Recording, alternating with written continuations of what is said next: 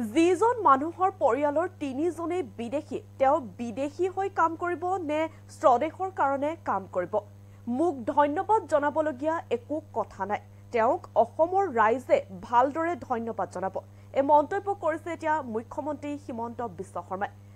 প্ৰদেশ কংগ্ৰেছৰ নৱনিযুক্ত সভাপতি গৌৰৱ গগৈ মুখ্যমন্ত্ৰীক ধন্যবাদ জনোৱাক লৈ এতিয়া এনেদৰে প্ৰতিক্ৰিয়া প্ৰকাশ কৰিছে মুখ্যমন্ত্ৰী হিমন্ত বিশ্ব শৰ্মাই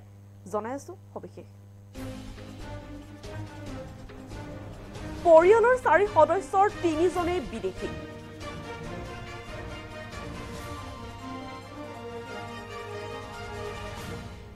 আকৌ অসমত আমি বিদেশী বহিষ্কৰণৰ বাবে দিনে ৰাতিয়ে লাগি আছো গতিকে তেওঁৰ কথাত উত্তৰ দি লাভ নাই 10 ছেপ্টেম্বৰত যি ক'ব লাগে মই কম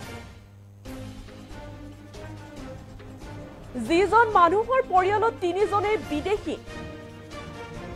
তেওঁ বিদেশীৰ কাৰণে কাম কৰিবনে স্বদেশীৰ কাৰণে কাম কৰিব মোক ধন্যবাদ জনাবলগীয়া একো নাই অসমৰ মানুহে হেনো তেওঁক ভালকৈ ধন্যবাদ জনাব সাংসদ তথা কংগ্ৰেছৰ সভাপতি গৌৰৱ গগৈ ধন্যবাদ জনোৱাক লৈ এনেদৰে এতিয়া প্ৰতিক্ৰিয়া কৰিছে মুখ্যমন্ত্ৰী হিমন্ত বিশ্ব শৰ্মাই যেটো প্ৰদেশ কংগ্ৰেছৰ সভাপতি নৱনিযুক্ত সভাপতি আচলতে গৌৰৱ গগৈয়ে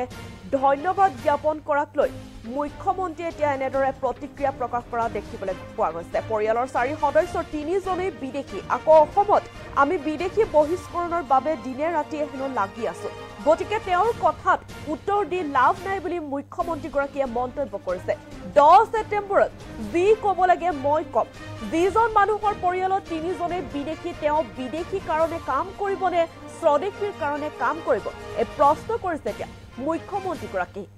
মোক ধন্যবাদ জনাবলগীয়া একো নাই অসমৰ মানুহে তেওঁক ভালদৰে ধন্যবাদ জনাব বুলি মন্তব্য কৰিছে মুখ্যমন্ত্ৰীগৰাকীয়ে 10 ছেপ্টেম্বৰ হেনো যি ক'ব লাগে মই কম যিজন মানুহে পৰিয়ালৰ 3 জনেই বিদেশী তেওঁ বিদেশী কাৰণে কাম কৰিবনে এতিয়া স্বদেশীৰ কাৰণে কাম কৰিব এনেদৰে এতিয়া প্ৰশ্ন কৰিছে মুখ্যমন্ত্ৰীগৰাকীয়ে পৰিয়ালৰ 4 সদস্যৰ 3 জনেই বিদেশী আকৌ অসমত আমি বিদেশী বহিষ্কৰণৰ বাবে দিনে ৰাতিয়ে লাগি আছো বুলি মন্তব্য কৰিছে মুখ্যমন্ত্ৰীগৰাকীয়ে গতিকে তেওঁৰ কথাত উত্তৰ দি লাভ নাই 10 ছেপ্টেম্বৰত যি ক'ব লাগে মই কম এনেদৰে এতিয়া সাংসদ তথা কংগ্ৰেছৰ প্ৰদেশ কংগ্ৰেছৰ সভাপতি গৌৰৱ গগৈ ধন্যবাদ জনোৱাক লৈ প্ৰতিক্ৰিয়া প্ৰকাশ কৰিছে মুখ্যমন্ত্ৰী হিমন্ত বিশ্ব শৰ্মাই যিজন মানুহৰ পৰিয়ালত 3 জনেই বিদেশী তেওঁ বিদেশীৰ কাৰণে কাম কৰিবনে স্বদেশীৰ কাৰণে কাম কৰিব এনেদৰে এতিয়া প্ৰশ্ন কৰিছে মুখ্যমন্ত্ৰীগৰাকীয়ে মোক ধন্যবাদ জনাবলগীয়া একো নাই অসমৰ মানুহে তেওঁক ভালদৰে হেনো ধন্যবাদ জনাব আৰু 10 ছেপ্টেম্বৰত যি ক'ব লাগে মই কম বুলিও মন্তব্য কৰে মুখ্যমন্ত্ৰীগৰাকীয়ে গতিকে তেওঁৰ কথাত উত্তৰ দিও লাভ নাই বুলি মন্তব্য কৰিছে মুখ্যমন্ত্ৰী হিমন্ত বিশ্ব শৰ্মাই পৰিয়ালৰ 4 সদস্যৰ 3 জনেই বিদেশী আকৌ অসমত আমি বিদেশী বহিষ্কৰণৰ বাবে দিনে ৰাতিয়ে লাগি আছো গতিকে তেওঁৰ কথাত উত্তৰ দি লাভ নাই 10 ছেপ্টেম্বৰত যি ক'ব লাগে মই কম যিজন মানুহৰ পৰিয়ালত 3 জনেই বিদেশী তেওঁ বিদেশীৰ কাৰণে কাম কৰিব নে স্বদেশীৰ কাৰণে কাম কৰিব মোক ধন্যবাদ জনাবলগীয়া একো নাই অসমৰ মানুহে তেওঁক ভালদৰে ধন্যবাদ জনাব প্ৰদেশ কংগ্ৰেছৰ নৱনিযুক্ত সভাপতি তথা সাংসদ গৌৰৱ গগৈ ধন্যবাদ জনোৱাক লৈ এতিয়া এনেদৰে প্ৰতিক্ৰিয়া প্ৰকাশ কৰিছে মুখ্যমন্ত্ৰী হিমন্ত বিশ্ব শৰ্মাই মন্তব্য আছে লাভ নাই 4টা পৰিয়াল তাৰে 3 জনে বিদেশী আকৌ অসমত আমি বিদেশী বহিষ্কৰণৰ বাবে দিনে ৰাতিয়ে লাগি আছো গতিকে তেওঁৰ কথাত উত্তৰ দি লাভ নাই 10 ছেপ্টেম্বৰত যি ক'ব লাগে মই কম মোক ধন্যবাদ জনোৱাৰ কথা একো নহয় কথাটো হ'ল যে যিজন মানুহৰ পৰিয়ালত 3 জনে বিদেশী তেওঁ বিদেশীৰ কাৰণে কাম কৰিবনে স্বদেশীৰ কাৰণে কাম কৰিব এইকাৰণে মোক ধন্যবাদ জনাবলগীয়া একো নাই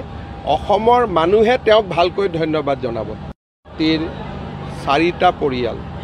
তাৰে 3 জনে বিদেশী আকৌ অসমত আমি বিদেশী বহিষ্কৰণৰ বাবে দিনে ৰাতিয়ে লাগি আছো গতিকে তেওঁৰ কথাত উত্তৰ দি লাভ নাই